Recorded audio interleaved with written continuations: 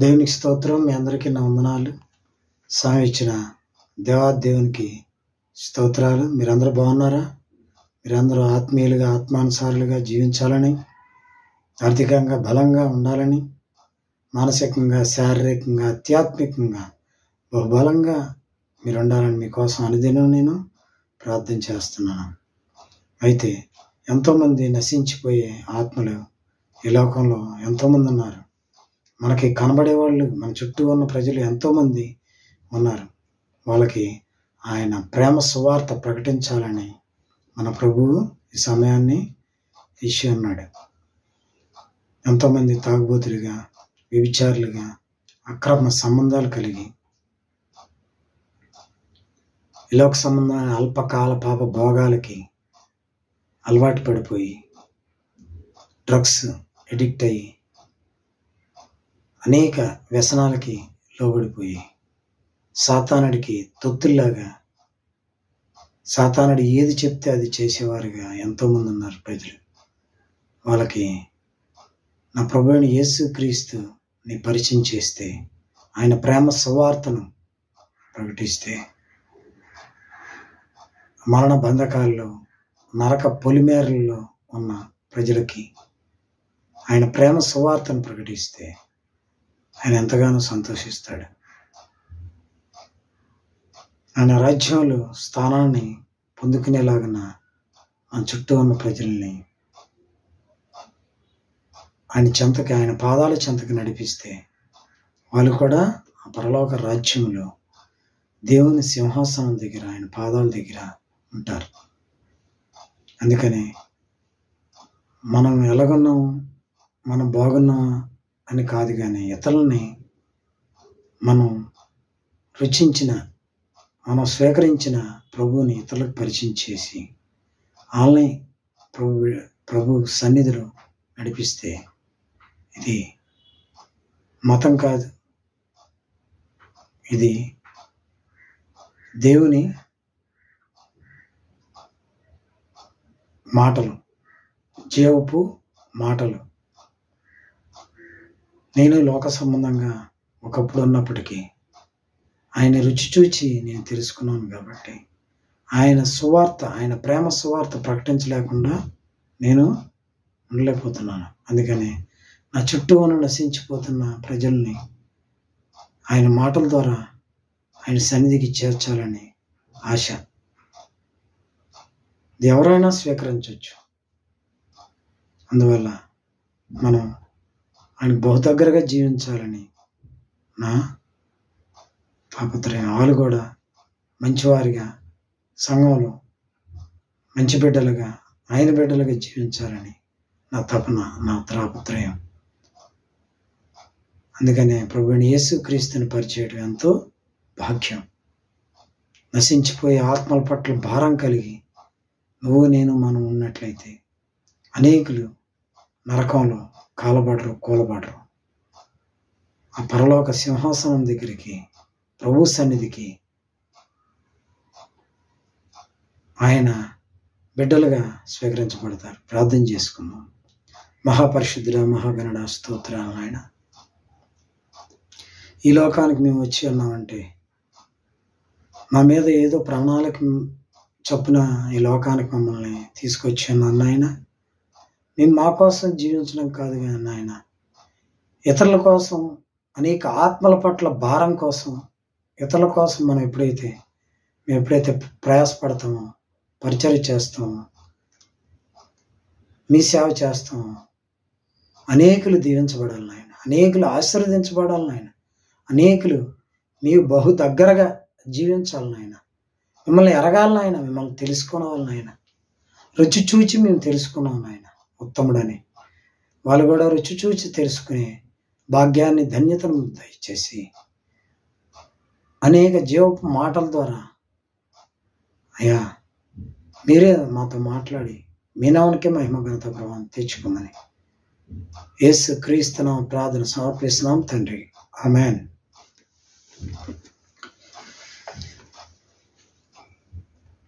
ఊహించలేని మేలులతో నింపిన నా యేసయ్యా నీకు నా వందనం, ఊహించలేని మేలులతో నింపిన నా యేసయ్యా నీకు నా వందనం. వర్ణింపగలనా నీ కార్యములను, వివరింపగలనా నీ మేలులన్, వర్ణింపగలనా నీ కార్యములను, వివరింపగలనా నీ మేలులన్, ఊహించలేని మేలులతో నింపిన నా యేసయ్యా నీకు నా వందనం, ఊహించలేని మేలుతో నా హృదయం తృప్తిపరచినావు, రక్షణ పాత్రనిచ్చి నిన్ను స్తుతింతును. మేలుతో నా హృదయం తృప్తిపరచినావు, రక్షణ పాత్రనిచ్చి నిన్ను స్తుతింతును. ఇశ్రాయేలు దేవుడా నా రక్షకా స్తుతింతును నీ నామమును. ఇశ్రాయేలు దేవుడా నా రక్షకా స్తుతింతును నీ నామమును. ఊహించలేని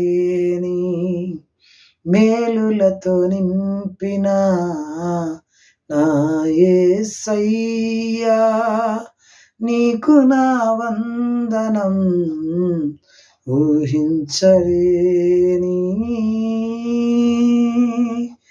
నా ప్రాణమా నా అంతరంగమా యెహోవా దేవుని సన్నుతించుమా. నా ప్రాణమా నా అంతరంగమా యెహోవా దేవుని సన్నుతించుమా. యేసయ్య చేసిన ఉపకారములలో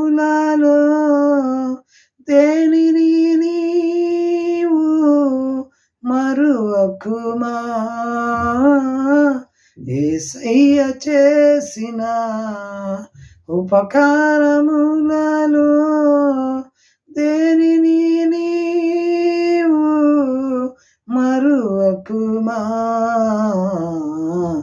ఊహించలేని మేలులతో నింపిన నా యేసయ్యా నీకు నా వందనం, ఊహించలేని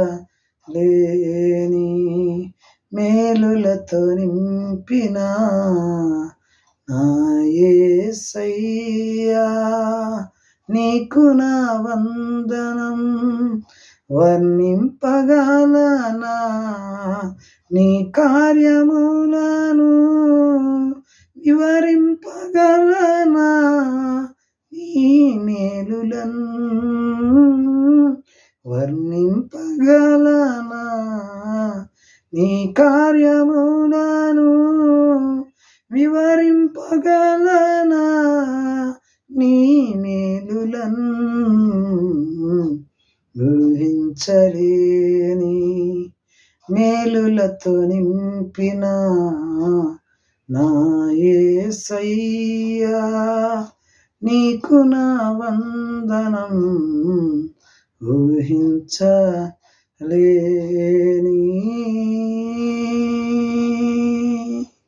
ప్రార్థన చేసుకుందాం.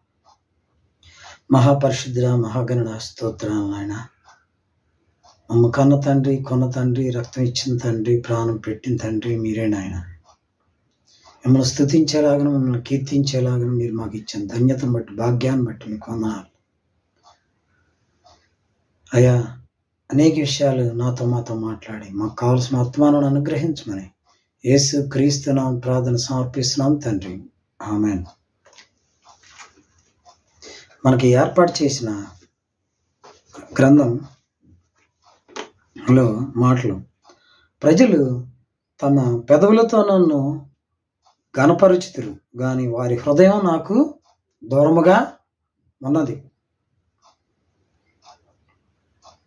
మత్తయి సువార్త 15:7-9. దేవుని కనపరచడం ఎలా ఉంది, ఎలా ఉండాలి?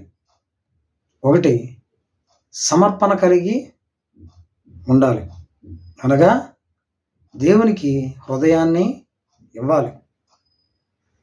2దిగా పరిశుద్ధత కలిగి ఉండాలి, అనగా దుర్మార్గమును విడిచి పెట్టాలి. 3దిగా విధేయత కలిగి ఉండాలి, అనగా దేవుని వాక్యమును అంగీకరించాలి.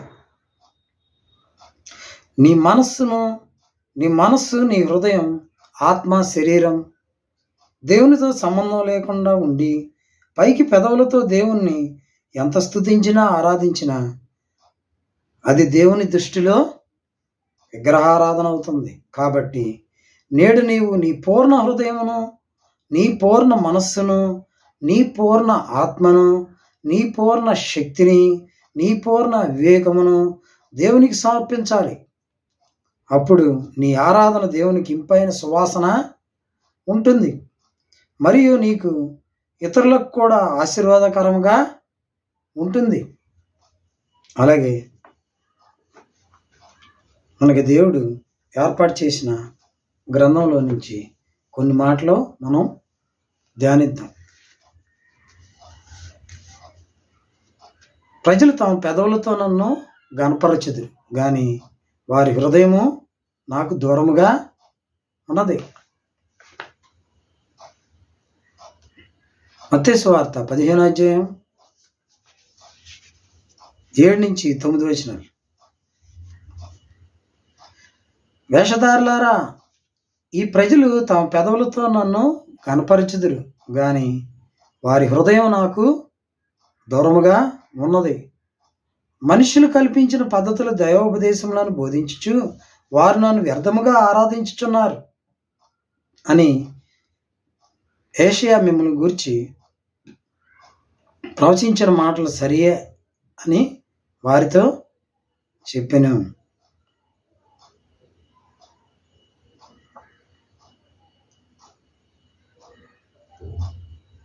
అలాగే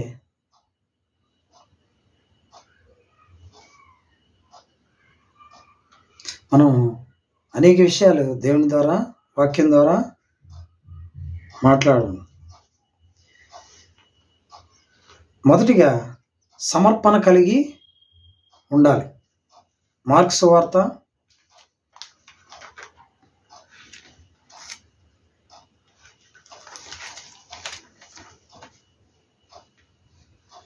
7:6. అందుకు ఆయన వారితో ఇలాగ చెప్పాను, ఈ ప్రజలు పెదవులతో నన్ను గనపరచుదురు గాని వారి హృదయం నాకు దూరముగా ఉన్నది. ఏం చెప్తున్నాడు ప్రభు? ఈ ప్రజలు పెదవులతో నన్ను గనపరచుదురు గాని వారి హృదయం నాకు దూరముగా ఉన్నది. మన హృదయం దేవునితో ఐక్యత కలిగి ఉండాలి. అంటే సామెతలు 23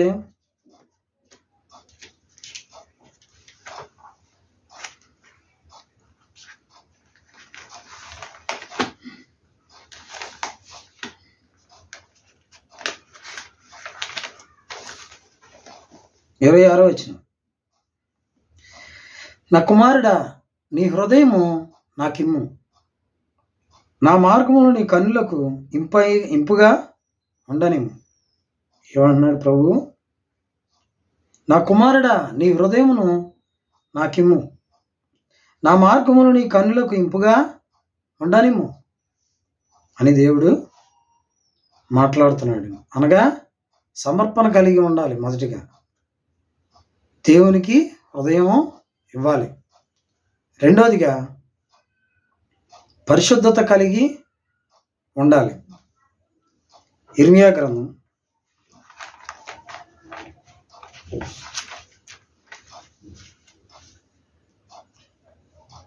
26వ అధ్యాయం 2-3 వచనాలు మనం చూసుకున్నట్లయితే,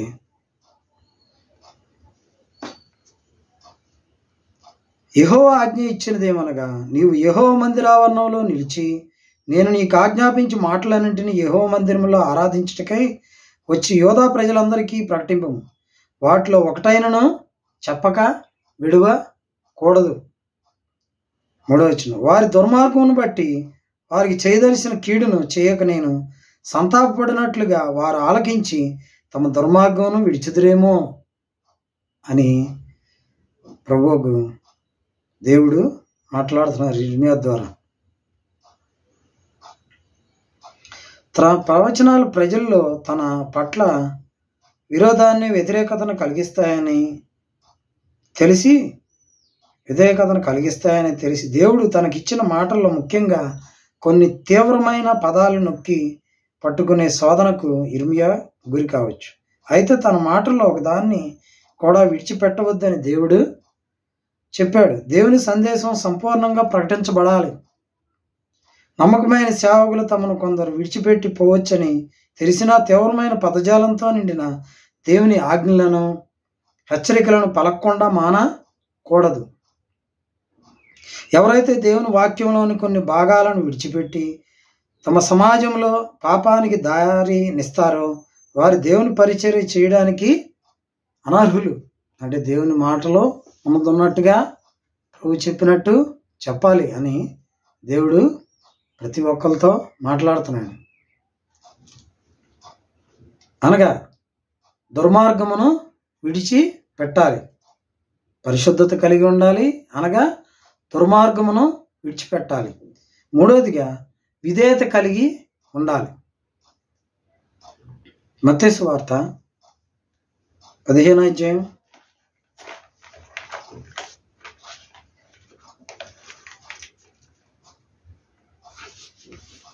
6వ వచనం,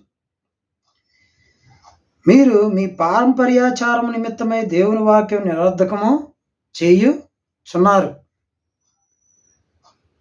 అనగా కొందరు పరిచయులు తమ పారంపర్యాచారం వలన, మనుషుల ఆలోచనల వలన దేవుడిచ్చిన ఆజ్ఞలను ఉపయోగం లేనివిగా చేశారు. సంప్రదాయాల వలన, అందరూ చెప్పే ఆలోచనల వలన, లేక నేటి సంస్కృతి వలన దేవుని వాక్యాన్ని నిరర్ధకం చేయకుండా నేటి విశ్వాసుల అప్రమత్తంగా ఉండాలి. అలా చేస్తే పరిచయులు యోధా మత నాయకులు పడిన పాపంలో పడిపోయినట్లే. దేవుడు తన వాక్యం ద్వారా అనేక విషయాలు మాట్లాడుతున్నాడు. అలాగే యెషయా గ్రంథం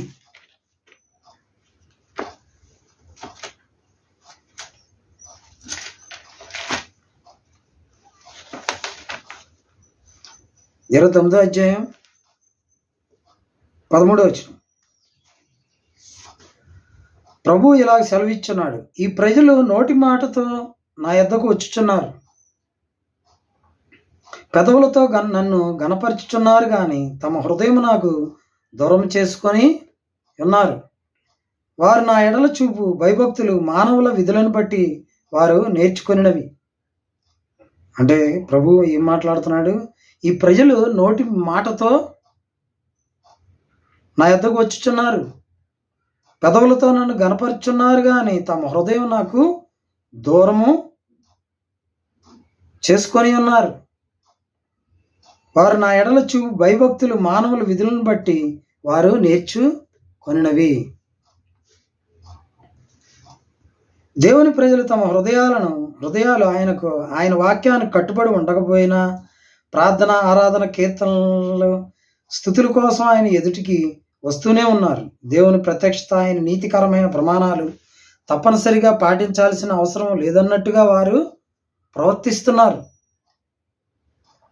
దేవుణ్ణి, ఆయన వాక్కును వెంబడించడానికి బదులుగా వారు తమ నాయకులు వారికి బోధించిన మత సంబంధమైన సంస్కారాలతో, సంప్రదాయాలతో తమ జీవితాలను నింపుకొని ఒక కల్పిత భద్రభావంతో తమ కోసం తామే జీవించారు. సరిగ్గా అలాంటి వినాశనకరమైన ఆధ్యాత్మిక పరిస్థితి నేడు కొన్ని సంఘాల్లో ఉంది. ప్రజలు తమ పెదాలతో దేవుని స్తుతించి గణపరుస్తారు, కానీ దేవుని పైన, ఆయన నియమాలపైన వారికి ఏమాత్రం గౌరవం లేదు. వారి ఆరాధన కార్యక్రమాలు పూర్తయిన వెంటనే తమ శరీర వాంఛలను తీర్చుకోవడానికి వారు పాప భోగాల వైపుకు, లోకం వైపుకు మళ్ళుతారు. దాని పర్యవసానం ఆధ్యాత్మిక అంధత్వం, వంచన. అంధత్వం, వంచన. అందుకనే దేవుడు ఆయన వాక్యం ద్వారా మాట్లాడుతున్నాడు. 1 సమూయేలు గ్రంథం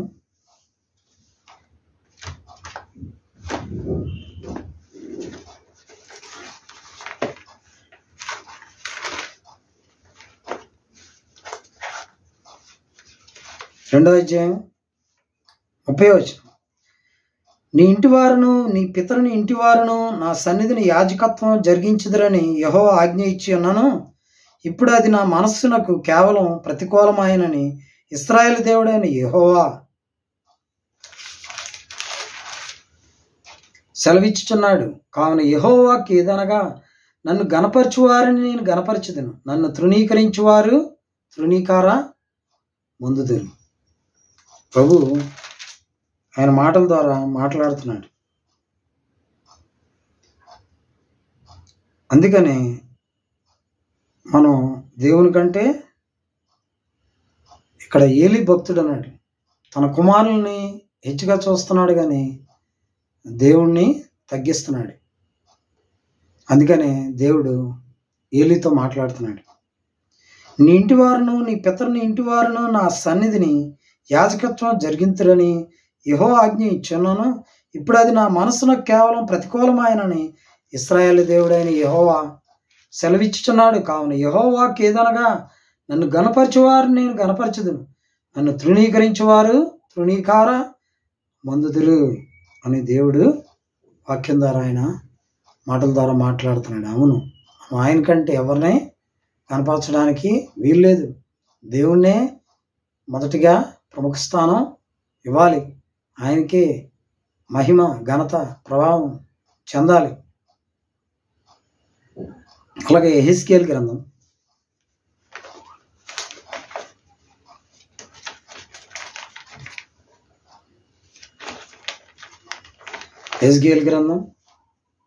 33వ అధ్యాయం 31, 32 వచనాలు. నా జనులు రాదగిన విధముగా వారు నా యొద్దకు వచ్చి నా జనులైనట్టుగా నీ ఎదుట కూర్చుండి నీ మాటలు విందురు గాని వాటిని అనుసరించి ప్రవర్తింపరు. వారి నోటితో ఎంతో ప్రేమ కనపరచుదురు గాని వారి హృదయము లాభమును అపేక్షించుచున్నది.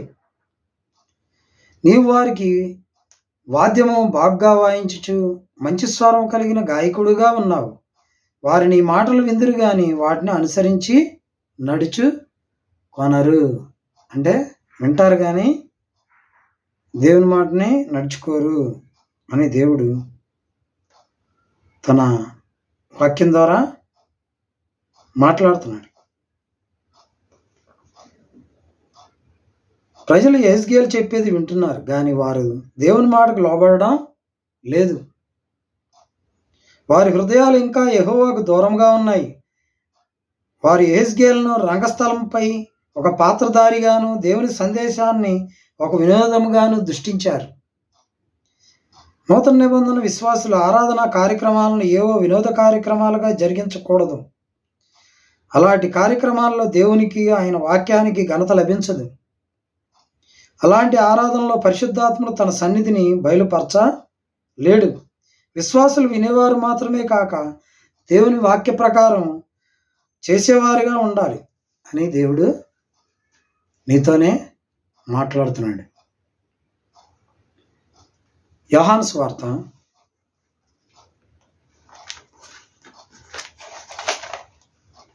1వ అధ్యాయం 47వ వచనం. యేసు నతనయేలు తన యొద్దకు వచ్చాడు చూచి, ఇదిగో ఇతడు నిజముగా ఇశ్రాయేలీయుడు, ఇతని యందు ఏ కపటము లేదని అతని గూర్చి చెప్పాను. అంటే దేవుణ్ణి వెతికే వాళ్ళకి ఆయన గొప్ప సాక్ష్యం చెప్తాడు. అందుకని యేసు ప్రభు నతనయేలు గురించి, యేసు నతనయేలు తన యొద్దకు వచ్చాడు చూచి, ఇదిగో ఇతడు నిజముగా ఇశ్రాయేలీయుడు, అంటే దేవుణ్ణి వెతికేవాడు, ఇతని యందు ఏ కపటము లేదని అతని గూర్చి చెప్పాను. అలాగే యోహాను సువార్త 4వ అధ్యాయం 23, 24 వచనాలు. అయితే యథార్థంగా ఆరాధించేవారు ఆత్మతోనూ సత్యముతోనూ తండ్రిని ఆరాధించు కాలము వచ్చుచున్నది, అది ఇప్పుడునూ వచ్చేయున్నది. తనను ఆరాధించేవారు అట్టివారే కావాలని తండ్రి కోరుచున్నాడు. దేవుడు ఆత్మ గనుక ఆయన్ని ఆరాధించేవారు ఆత్మతోనూ సత్యముతోనూ ఆరాధింపవలెనను.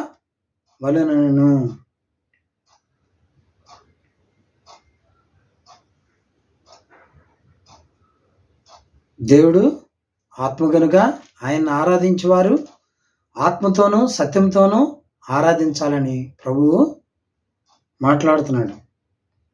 ఈ వాక్యంలో యేసు అనేక సత్యాలను వెల్లడిస్తున్నాడు. ఒకటి, ఆత్మతో అనేది ఏ పద్ధతిలో దేవుణ్ణి ఆరాధించాలో తెలుపుతున్నది. దేవుణ్ణి సమీపించేవారు యథార్థమైన మనసుతో పరిశుద్ధాత్మ ఆదేశించిన విధంగా ఆత్మీయ జీవితాన్ని గడుపుతూ ఆయన్ని సేవించాలి. 2, సత్యము. ఇది దైవ లక్షణం, క్రీస్తులో ఉద్భవించినది, పరిశుద్ధాత్మలో అంతర్లీనమైనది. దీని మీదనే సువార్త కేంద్రీకృతమైంది. అందుకని సత్యసంధుడైన తండ్రి క్రీస్తునందు ప్రత్యక్షమైన సత్యాన్ని పరిశుద్ధాత్మ ద్వారా స్వీకరించే విధానంలో ఆరాధన జరగాలి. ఇందుకు భిన్నంగా సత్యాన్ని, దైవవాక్కు సిద్ధాంతాలను విస్మరించి ఆరాధించాలి అనుకునే వారికి ఆరాధనకు సంబంధించిన మౌలిక సత్యాలు తెలియవన్న మాట. అలాగే దేవుడు ఆత్మ గనుక ఆయన సత్యం, ఆత్మతోనూ సత్యంతోనూ. క్రీస్తు సత్యము గనుక క్రీస్తుతో నవజీవనం గడపాలి, అంటే సత్యాన్నే పలకాలి. ఎవరైనా క్రీస్తుతో సహవాసం ఉన్నదని, రక్షణ లభించినదని చెప్పుకుంటూ సత్యానుసారంగా జీవించక సత్యాన్ని పలకకపోతే తమను తామే మోసగించుకున్నట్లు లెక్క. అసత్యం ఒకని మనసును వెల్లడిస్తుంది. అలాంటి వాడు మౌలికంగా దేవునికి వ్యతిరేకి. అతడు మరలా జన్మించక దైవ రాజ్యానికి వెలుపల ఉన్నవానితో సమానం. అతడు అబద్ధికుడైన సాతాను సమాజానికి చెందిన వాడు. అందుకనే ఆయనే సత్యం కనుక సత్యమే ఆయన గురించే పలకాలి, ఆయన గురించే మనం సత్యంతోనూ ఆరాధించాలి. అపోస్తుల కార్యాలు 8వ అధ్యాయం 27వ వచనం నుంచి 38వ వచనం. అప్పుడు ఇథియోపియుల రాణి అయిన కందాకే క్రిందనున్న మంత్రి అయి ఆమె యొక్క ధనాగారం అంతటి మీదనున్న ఇథియోపియుడైన నపుంసకుడు ఆరాధించుటకు యెరూషలేమునకు వచ్చి ఉండెను. అతడు తిరిగి వెళ్ళుచు తన రథం మీద కూర్చుండి ప్రవక్త అయిన యెషయా గ్రంథము చదువుచుండెను. అప్పుడు ఆత్మ ఫిలిప్పుతో, నీవు ఆ రథం దగ్గరకు పోయి దాన్ని కలుసుకోమని చెప్పాను. ఫిలిప్పు దగ్గరకు పరిగెత్తుకొని పోయి అతడు ప్రవక్త అయిన యెషయా గ్రంథం చదువుచుండగా విని, నీవు చదివినది గ్రహించున్నావా అని అడుగగా, అతడు ఎవడైనాను నాకు త్రోవ చూపకుంటే ఎలా గ్రహింపగలనా అని చెప్పి రథమెక్కి తనతో కూర్చుండమని ఫిలిప్పును వేడుకొనెను. అతడు లేఖనమందు చదువుచున్న భాగమేదనగా, ఆయన గొర్రె వలె వదకు తేబడెను. బొచ్చు కత్తిరించు వారి ఎదుట గొర్రెపిల్ల ఎలాగ మౌనంగా నుండెను. అలాగే ఆయన నోరు తెరవ ఉండెను. ఆయన దీనత్వాన్ని బట్టి ఆయనకు న్యాయ విమర్శ దొరకక పోయాను. ఆయన సంతానము ఎవరు వివరింతురు? ఆయన జీవము భూమి మీద నుండి తీసివేయబడినది. అప్పుడు నపుంసకుడు ప్రవక్త ఎవరిని గూర్చి ఇలాగ చెప్పుచున్నాడు? తన్ను గూర్చియా వేరొకని గూర్చియా? దయచేసి నాకు తెలుపమని పిలుపుని అడిగాను. అందుకు పిలుపు నోరు తెరిచి ఆ లేఖనమును అనుసరించి అతనికి యేసును గూర్చిన సువార్త ప్రకటించాను. అంటే దేవుని గూర్చి సువార్త ప్రతి ఒక్కరూ ప్రకటించాలి. వారు త్రోవలో వెళ్ళిచుండగా నీళ్ళున్న ఒక చోటికి వచ్చినప్పుడు నపుంసకుడు, ఇదిగో నీళ్లు, నాకు బాప్తీసం ఇచ్చుటకు ఆటంకమేమని అడిగి రథము నిలుపుమని ఆజ్ఞాపించను. పిలుపు నపుంసకుడు ఇద్దరును నీళ్ళలోనికి దిగిరి. అంతటా పిలుపు అతనికి బాప్తీసం ఇచ్చాను. అంటే దేవుడు తన మాటల ద్వారా ఒక ఇథియోపియుడైన రాణి అయిన ఇథియోపియాలో రాణి కందాకే క్రింద మంత్రి, ధనాగార మంత్రి అంటే ఆర్థిక మంత్రిగా ఉన్న దేవుణ్ణి ఆరాధించుటకు యెరూషలేమునకు వెళ్తున్నాడు. అయితే ఆయన గురించి దేవుడు ముందుగా పిలుపునికి దర్శించినప్పుడు అప్పుడు దేవుని సన్నిధిలో నపుంసకుడుకి దేవుని సువార్త గురించి చెప్పినప్పుడు ఆయన దేవుని తెలుసుకున్నాడు.